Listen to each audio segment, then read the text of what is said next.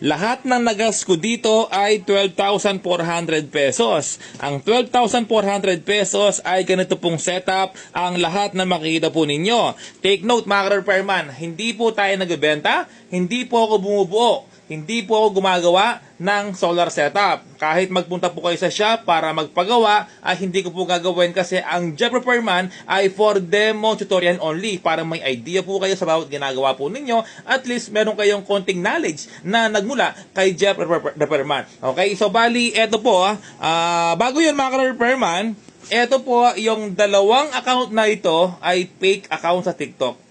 So, ibig sabihin po, hindi po sa akin yan, kahit yung mukha ko, kahit yung pangalan, kahit lahat ng video kinukuha po nila, ay ginagaya po nila. Okay, hindi ko po account yun, huwag po kayong maniwala. Isa lang po yung aking account sa TikTok, at meron po siyang 112,000 followers. Yun lang po yung nag-iisang legit na account ko sa TikTok. Okay, wala po tayong account sa Shopee, wala po akong account sa Lazada, no? Para lang po malinaw, mga ka-repairman. Thank you. Okay, so bali, eto po, yung setup po natin na to, yung compatible 600 watts or 615 na solar panel. Okay? Tapos 12 volts, 100 ampere hour. Kapag po ginagamit to sa gabi lang, sa umaga hindi ginagamit ng inyong appliances, pwede kayong mag 12 volts, 200 ampere hour. No? Kasi kung gabi lang ginagamit, sa umaga hindi naman, napupull charge naman yung 200 ampere hour sa umaga, no? Na LiPo4 battery. Ito po yung setup na to, kaya yung washing machine, spin dryer ng sabay. Opo, sabay-sabay. Washing machine, spin dryer ng sabay. Kasi po ito, continuous output, 800 watts. 1,000 watts to, mga repairman, na inverter pure sine wave. Yung 800 watts, pasok po yung washing machine tsaka spin dryer. Kasi yung wattage ng spin dryer, yung washing machine, nasa mga less 200 watts, no? 180 watts, ganun. Yun naman spin dryer, nasa mga 60 watts, 80 watts, 120 watts. So, kung pasok na pasok, kayang-kaya. Rice cooker, kayang-kaya.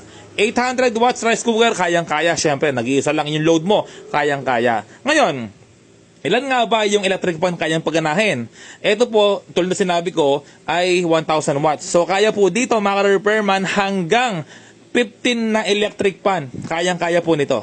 Okay, hindi po tayo nagpo-promote ng product, hindi po ako bayad dito, hindi po ako bayad sa mga sinasabi kong gamit. Nais ko lang pong sabihin sa inyo yung mga kaya niyang i-load or compatible niya. Okay? So, ito po mga repairman ang tinatawag na LJoy na 40 ampere or 600 watts step down. Kahit na 600 watts po to yung charger ng solar, 615 sa bahay ko ay kayang-kaya po niya. Ito po yung mga circuit breaker, mga repairman. Ayan, kaya ko to binuksan kasi para maipakita sa inyo. Ito yung tinatawag na MC4 or yung cable ng solar panel. DC po yan. Ito, pwede niyo pong screenshot para may idea kayo sa layout. Kung bakit kung nga ba ito nilagay, yung kanyang MCB, yung tawag po dito ay MCCB. Okay, ganyan po dapat ang breaker ng inyong inverter. Kaya ko po nilagay dito kasi, ito po yung kanyang hangin, no? Umapasok po dito yan, ilalabas dito. Ilalabas po dito, nahanginan po yung ating circuit breaker, no? Ayan po. Pwede niyo pong ilagay naman dito yan, pero may blower naman to eh. Ayan, pwede pong gayahin yung ganitong layout. Ito po yung tinatawag na ATS, Automatic Transfer Switch. Pero, kung wala po kayong ATS, wala kayong automatic na transfer switch, pwede naman. Ito po yung output ng ating inverter na 220 volts. Kaso, meron po dito yan, kung bubuksan po ninyo, meron siyang L tsaka N. Yung L tsaka N, ito po yung wire niya. Dalawang wire, no, para sa output na 220 volts. Okay lang, kahit magkabaliktad, walang problema. Bubuksan po natin, no, para may idea po kayong loob niya. Yung inverter po natin, 12 volts, no? 12 volts, 1,000 watts. Kaya ako to sinasabi lahat, kaya ako pinapakita para may idea po kayo.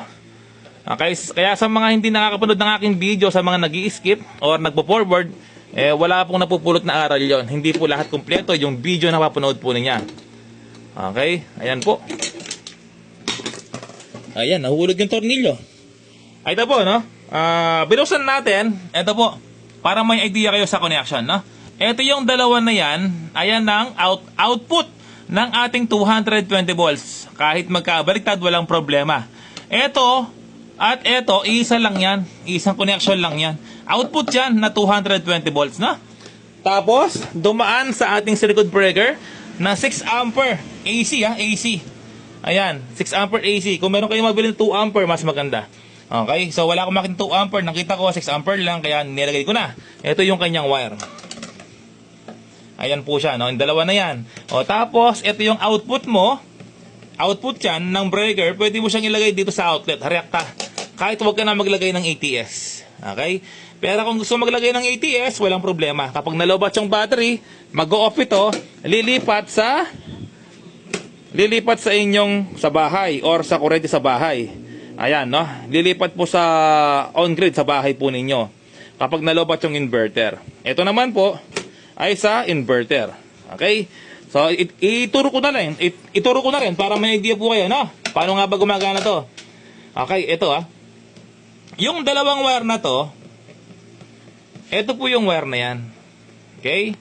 Ito po ay nagpunta po siya dito sa taas. Ayan po siya. Ito, tsaka dito. Diretso lang po dito yan. Tapos, ito naman ay nakaparallel or naka-jumper lang. Kukuha ka ng isang wire dito, ilalagay mo dito. Kukuha ka ng wire dito, ilalagay mo dito. So, yun po yung tinatawag ng parallel or jumper. Tapos, yung dalawang wire naman, ito po siya, pupunta sa outlet. Ito. O, tapos sa bahay mo naman, dito. Okay lang, kahit magkabaltad po yan, walang problema. Diretso po yan sa outlet mo, sa plug sa bahay, or sa inyong circuit breaker sa bahay. Okay? So, tapos naman, itong circuit breaker natin, ay dapat makapal po yung wire niya. No? Kailangan niya pong bumili ng wire na ganito. O kaya, meron namang kasamang libre yan, bili po kayo. Ito yung positive, red, negative, ay black. No? Tapos, positive at negative. Tapos, positive at negative. Diretso po yan sa ating battery. Or meron po tayong ginamit na wattmeter. Ito po ay wattmeter. Voltmeter po ito, no? Ayan, kapag may battery, lalabas po dito yung laman ng battery. Ang tawag po dito ay voltmeter. Ito yung positive. Ito yung negative. Okay? Tapos naman po, meron kayong nakikitang wire, di ba? Ayan po. Ito kasi kapag bibili ka ng Elojoy, kasama to ang tinatawag na terminal block. Na buo po yan. Tinabas ko lang. Okay? Kasama yan kapag bibili kang ganito. O, tapos, ito yung wire na to. Positive at negative. Okay? Pumasok lang po dito yan pero walang connection. No? Positive at negative. Isa lang po yan. Positive, negative. Okay? Tapos, ang lamok na yan. Mari. Tapos, ito po yung positive at negative. Ayan po siya, no? Positive, negative. Sa battery po yan, no? Sa battery. Diretso, rekta. Positive at negative. O, diretso po rito yan. Positive at negative. Tapos, ito yung ating positive, negative ng battery. Galing sa ating solar charge controller na Elojoy. O, positive, negative. Okay, mas maganda kung 30 ampere ang gagamitin mo. No? Binigay sa akin, 225. So, ginamit ko na. No? Pero mas maganda kung 30 po ito na DC. DC, ito AC. O, tapos DC 25 ampere, tama po ito, no? So positive at negative, lagi nasa una yung positive. Ito yung ating red, positive, negative ay black. So positive, red, negative ay black dito po sa ating Elojoy. Ayan po. Lahat na ituro ko na sa inyo, no? Paglagay mo ng battery sa positive, red, negative ay black, doon mo buhayin yung inverter.